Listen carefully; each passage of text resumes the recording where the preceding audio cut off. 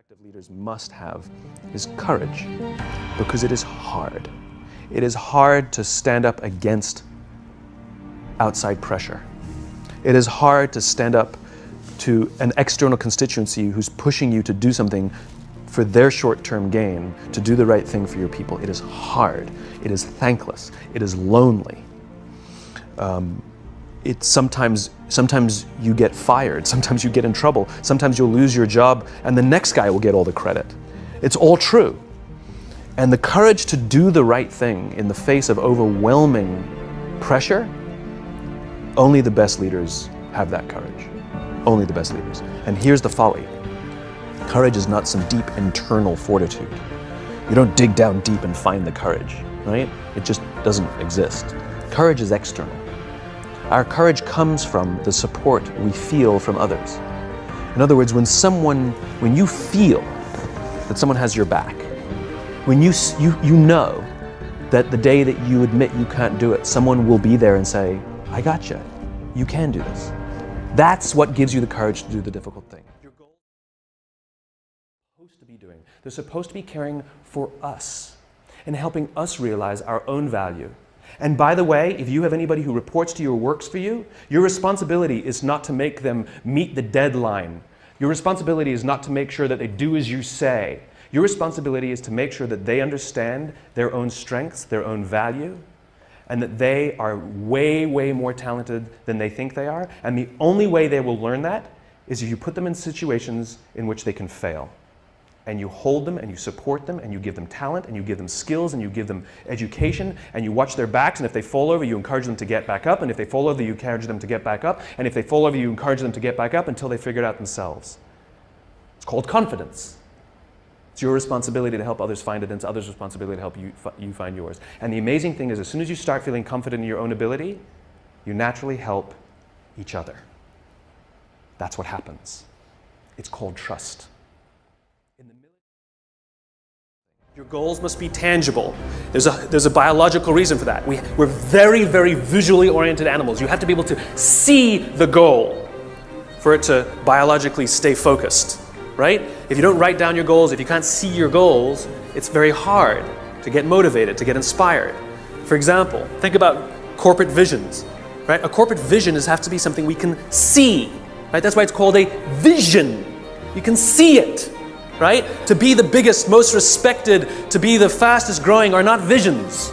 They're nothing, right? What does that even look like? Respected by whom? Your mother? Yourself? Your friends? Your shareholders? Who knows? What's the metric? Dunno. It's amorphous, doesn't motivate us. Just like I can't tell you, you will get a bonus if you achieve more.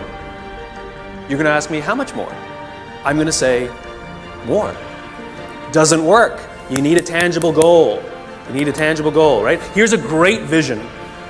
Martin Luther King, I have a dream that one day little black children and little white children will play on the playground together and hold hands together. We can imagine that. We can set our sights on that. And every time we achieve a goal and achieve a metric and achieve a milestone that makes us feel like we're making progress to the vision we can see, we keep going and going and going until we achieve something remarkable. Their way, because they actually do know how to do it better than you, because that's what got them the promotion in the first place. Right. And the transition we have to make is that we are no longer responsible for the job. Like, as I said before, we now become responsible for the people who are responsible for the job, right? There's not a manager around who's responsible for the results. We're responsible for the people who are responsible for the results. I love talking to CEOs and I'm like, what's your priority? They say, my priority is my customer. I'm like, you haven't talked to a customer in 10 years. You know, you have no impact on a customer at all. Right. What you can do is screw with someone's life who will then impact your customer, or support someone who will then impact your customer. That's such right? Powerful. Leaders are responsible for the people, who are responsible for the people, who are responsible for the people, who are responsible for the customer.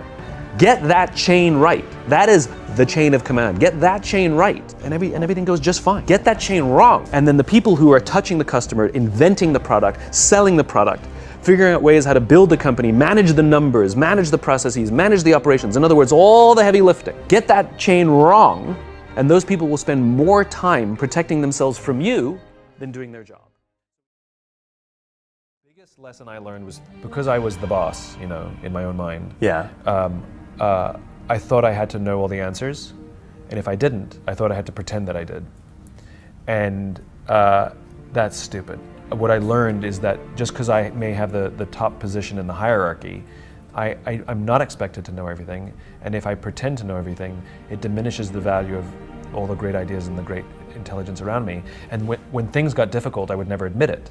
Right, I would just put on a brave face and show up every day. The biggest lesson I learned was to say, I don't know, I don't understand, or I need help at any level about any subject. Yeah. And amazingly, I was always surrounded by people who wanted to help or who knew answers, but they never offered to help or offer the answers because they didn't think I needed it, because I kept pretending that I knew it all. Right. Not to mention the fact that nobody likes a know-it-all. So that was huge for me. And when I was willing to ask for help and accept it when it was offered, and sort of accept the humility of the fact that other people know a lot more about a lot of things than I know. And I know one thing, you know, and they know lots of things. That's when things really started to move.